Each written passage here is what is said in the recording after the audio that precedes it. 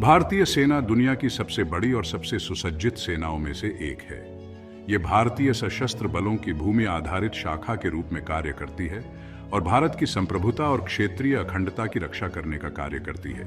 यह राष्ट्रीय सुरक्षा, मानवीय सहायता, आपदा राहत और शांति स्थापना अभियानों में महत्वपूर्ण भूमिका निभाती है, चाहे वह घरेलू हो या अंतर्राष्ट्रीय। भारतीय सेना दुनिया की सबसे बड़ी और सबसे सुसज्जित सेनाओं में से एक है। यह भारतीय सशस्त्र बलों की भूमि आधारित शाखा है और भारत की संप्रभुता और क्षेत्रीय अखंडता की रक्षा करने का कार्य करती है। यह राष्ट्रीय सुरक्षा, मानवीय सहायता, आपदा राहत और अंतर्राष्ट्रीय शांति स्थापना अभियानों में महत्वपूर्ण भूमिका निभाती है, चाहे वह घरेलू हो या अंतर्राष्ट्रीय। 2023 तक भारतीय सेना की जनशक्ति लगभग 13 लाख सक्रिय सैनिकों के आसपास अनुमानित है, जो इसे दुनिया की सबसे बड़ी स्थायी सेनाओं में से एक बनाता है। सक्रिय बलों के अतिरिक्त भारतीय सेना एक विशाल रिजर्व बल और अर्धसैनिक इकाइयों को भी बनाए रखती है। एक्टिव पर्सनेल शक्ति लगभग 13 लाख सक्रिय सैनिक। रैंक संरचना भारतीय सेना में एक संरचित पदानुक्रम है जिसमें सिपाही, सैनिक से लेकर जनरल सबसे उच्चतम रैंक तक के पद शामिल हैं। संरचना सेना को विभिन्न डिवीजनों में विभाजित किया गया है, जो क्षेत्र, उद्देश्य और रणनीतिक महत्व के आधार पर होते हैं। इनमें infantry, armoured corps, artillery, engineers, signal corps और लॉजिस्टिक्स प्रमुख हैं।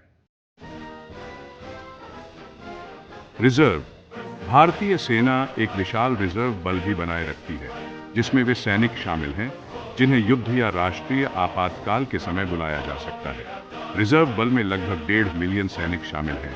टेरिटोरियल आर्मी यह एक आंशिक समय वाली स्वैच्छिक सेना है, जिसमें मुख्य रूप से नागरिक शामिल होते हैं, जो प्रत्येक वर्ष कुछ महीनों के लिए प्रशिक्षण प्राप्त करते हैं। यह नियमित सेना के लिए एक बैकअप के रूप में कार्य करता है। भारतीय सेना को कई कमांडों में विभाजित किया गया है, जिनमें से प्रत्येक भारत के विशिष्ट क्षेत्र और उसकी रक्षा के लिए जिम्मेदार होता है। नॉर्दर्न कमांड मुख्य रूप से उत्तर पूर्वी और उत्तर सीमा की रक्षा करता है, विशेष रूप से चीन और पाकिस्तान से। वेस्टर्न कमांड पाकिस्तान के साथ भारत की पश्चिमी सीमा की रक्षा करता है। साउथर्न कमांड दक्षिणी भारत और इसके समुद्री सीमाओं की रक्षा करता है। ईस्टर्न कमांड पूर्वी क्षेत्र की रक्षा करता है, खासकर चीन और म्यांमार से। सेंट्रल कमांड भारत के मध्य क्षेत्र में समन्वयक कार्य करता है। ट्रेनिंग कमांड और आर्मी लॉजिस्टिक्स नए सैनिकों का प्रशिक्षण और समग्र लॉजिस्टिक व्यवस्था का प्रबंधन करता है। हर कमांड का नेतृत्व एक general officer commanding in chief GOC in C करता है। इन्फैंट्री भारतीय सेना की रीढ़, जो युद्ध में स्थानों को पकड़ने और बढ़ाने के लिए जिम्मेदार होती है। ये जम्मू और कश्मीर और उत्तर पूर्वी राज्यों में आतंकवाद विरोधी और उग्रवाद विरोधी अभियानों में भी सक्रिय रूप से शामिल है। आर्मर्ड कोर भारतीय सेना के पास टैंकों और आर्मर्ड वाहनों का एक बड़ा बेड़ा है, जिसमें T-90, T-72 और अर्जुन टैंक शामिल है। ये बल तेजी से मूवमेंट और आक्रमण शक्ति के लिए आवश्यक होता है। आर्टिलरी भारतीय सेना के पास आधुनिक हाउइट्जर, सेल्फ प्रोपेल्ड गन और रॉकेट आर्टिलरी है। सेना ने लंबी दूरी की आर्टिलरी प्रणालियां विकसित की हैं और ब्रह्मोस मिसाइल प्रणाली जैसे परमाणु सक्षम मिसाइलों का भी स्वदेशी निर्माण किया है। इंजीनियर्स का कोर पुलों और किलों के निर्माण से लेकर अन्य आवश्यक युद्ध अभियानों का समर्थन करता है। सिग्नल्स भारतीय सेना के भीतर संचार बनाए रखने और विभिन्न इकाइयों के बीच समन्वय सुनिश्चित करने का कार्य सिग्नल कोर का है। आर्मी एविएशन कोर यह सेना के लिए हवाई सहायता, निगरानी और लॉजिस्टिक्स प्रदान करता है। भारतीय सेना की कुछ प्रमुख विशेष बल इकाइयां हैं। Para SF paratroopers special force. यह इकाई उच्च जोखिम वाले अभियानों में प्रशिक्षित है, जिसमें आतंकवाद विरोधी, उग्रवाद विरोधी और बंधक बचाव शामिल हैं। मार्कोस मरीन कमांडो विशेष रूप से उभयचर अभियानों में विशेषज्ञता प्राप्त है। घातक पलटन यह विशेष बल नियमित इन्फैंट्री इकाइयों के साथ जुड़ी होती है और विशेष अभियानों में प्रशिक्षित होती है। राष्ट्रीय सुरक्षा गार्ड NSG हालांकि यह सेना का हिस्सा नहीं है, लेकिन एनएसजी को भारतीय सेना से निकटता से जोड़ा जाता है और यह आतंकवाद विरोधी संचालन में विशेषज्ञ है। भर्ती भारतीय सेना विभिन्न तरीकों से सैनिकों की भर्ती करती है, जिसमें भारतीय सेना भर्ती रैली, नेशनल डिफेंस अकादमी, भारतीय सैन्य अकादमी, ऑफिसर ट्रेनिंग अकादमी और टेक्निकल एंट्री स्कीम प्रमुख हैं। प्रशिक्षण भर्ती हुए सैनिकों को विभिन्न अकादमियों और केंद्रों में कठिन प्रशिक्षण प्राप्त करना होता है। इस प्रशिक्षण में शारीरिक फिटनेस, रणनीतिक कौशल, नेतृत्व और तकनीकी कौशल शामिल होते हैं। IMI देहरादून, OTA चेन्नई और NDA पुणे जैसे प्रशिक्षण संस्थान सबसे प्रसिद्ध हैं। भारतीय सेना अपने हथियारों, उपकरणों और बुनियादी ढांचे का आधुनिकीकरण कर रही है।